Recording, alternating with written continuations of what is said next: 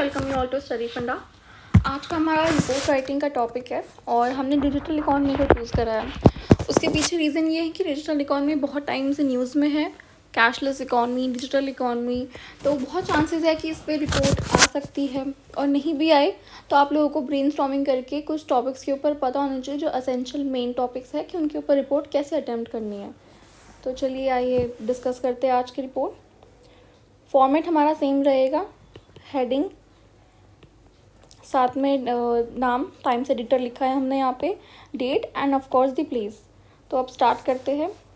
Addressing a meeting at business forum, prime minister Narendra Modi has said that the digital transformation unfolding in India had never been seen before on the world stage.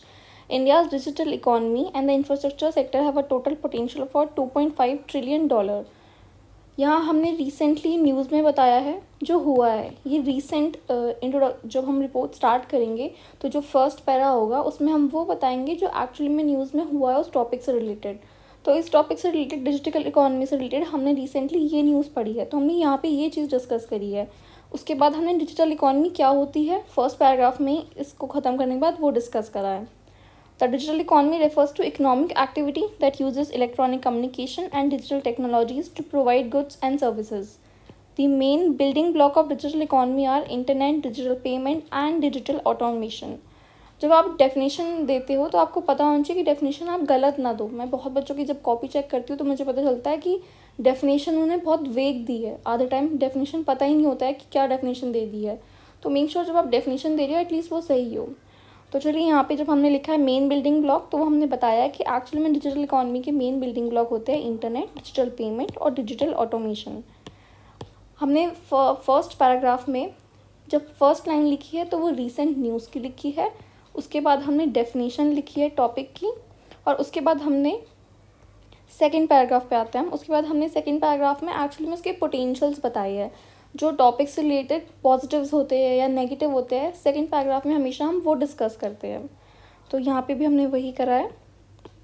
Digital economy has the power to change the lives of millions of people in India, enhances accountability, increases transparency economy and potential to provide employment opportunities.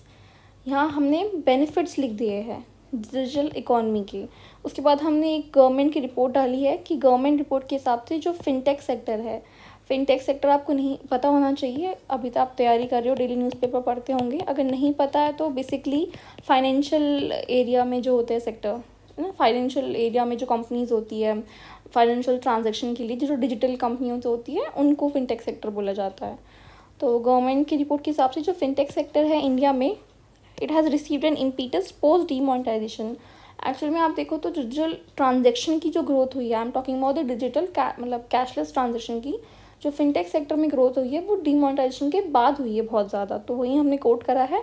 और एक SHM की recent report डाली है, India has the potential to create over $1 trillion of economic value from the digital economy by 2025, up from $200 billion currently. तो हमने ये report डाल दी है कि अभी प्रेजेंट वैल्यू इतनी है और एसएचएम के हिसाब से हम इतना आगे तक बढ़ सकते हैं। अब हम लास्ट पैराग्राफ में हमेशा आप याद रखिए एक्सपर्ट कमेंट, मैं आपको बोलती हूँ कि कोई किसी क्रिटिक कुछ अगर टॉपिक के बारे में है, जैसे कोई ऐसा टॉपिक है जिस पे आप क्रिटिक के कमेंट्स लिख सकते हो या फिर किसी के व्यूज़ लिख सकते हो, किसी ऑब्वियसली किसी बहुत बड़ी डिग्निटरीज़ का। ऐसा नहीं है कि किसी ने भी व्यूज़ दे दिया आप लिख दे, नहीं, किसी गवर्नमेंट ऑफिशियल का हो, किसी अपोजिशन पार्टी के लीडर का हो, या गवर्नमेंट मिनिस्टर्स का हो, कुछ ऐसा हो, या फिर थिंक टैंक है इंडिया के, बहुत इंडिया की थिंक टैंक है, या फिर कोई ऐसी पर्सनालिटी है जो इन्फ्लुएंशियल है, उनके कोई कमेंट हो तो आप वो लिख सकते हो।